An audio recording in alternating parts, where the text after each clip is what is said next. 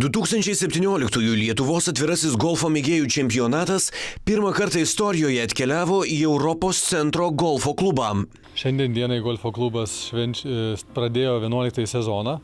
Jis buvo įkurtas 2006 metų viduryje. Pirmieji savininkai, kurie atrado tą vietą ir golfo klubui suteikė pavadinimą, tai jis yra surištas su Europos geografinio centro lokacija. Nes už mūsų nugaros 600 metrų atstumu yra įsikūręs geografinis centras. Ir mes, kaip sakom, ir džiaugiamės tiek vietiniam žaidėjams, kurie pirmą kartą atvyksta, arba užsieniečiams, kurių šitame čempionate turime keletą. Reiškia, kad kai būsite 7., 4., 3. ir 5. duobutėje, jūs vaikštate šalia geografinio centro, kuris juosia golfo klubą. Beveik ketvirtadalis į čempionatą susirinkusių golfo žaidėjų atvyko iš užsienio. Į turnyrą sugrįžo pernai, jame triumfavę Austrė Florentina Hager ir vokietis Johannesas Diedrichsas. Po pirmosios dienos jie pirmavo atitinkamai moterų ir vyrų grupėse, tačiau viskas sprendėsi finalinę turnyro dieną.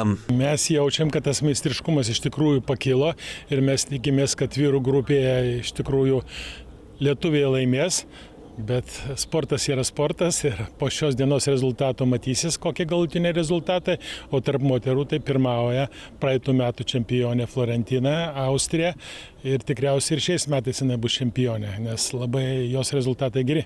Prognozės pasiteisino. Moterų grupėje triumfavo Florentina Hager, tačiau jai apginti titulą nebuvo lengva. Puikiai finalinę dieną sužaidusi lietuvė Gilebitė Starkutė varžoviai nusileido tik 4 smūgiais. I felt sorry about the 3-putt on the last hole, so wasn't too happy about that, but yeah, now it's good. I'm happy about the title.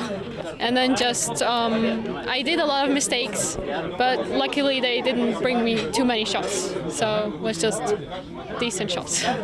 Iš tiesų tai džiaugiuosi, nes šiandien tikrai geras rezultatas buvo. Tiesiog truputį gaila, kad nesugebėjau susikaupti pirmasis 2 dienas, galbūt būčiau pasipriešinęs labiau pirmai vietai Austrijai. Žinau, kad tikriausiai nepasivysiu pirmos vietos, bet dar bandžiau priešintis ir žaidimas ėjosi. Tai buvo smagu iš tiesų žiūrėti gerą žaidimą ir pačiai dar sekėsi. Sekėsi ne tik jauniems sportininkams. Vyrų grupės titulas atiteko 50-mečiui lietuviui Dariui Momkui, kurio golfo karjera tęsiasi tik 5 metus. Ne šiaip laimėjau, bet laimėjau prieš jaunus tokius vyrukus, kurie tikrai treniruojasi, kurie stengiasi. Aš irgi, aišku, treniruojusi, tik tiek, kad mažesnis mano stažas, bet aš įrodau, sakykime, kad žaisti golfą bet kurių metų žmogus gali ir tiesiog gali laimėti netgi.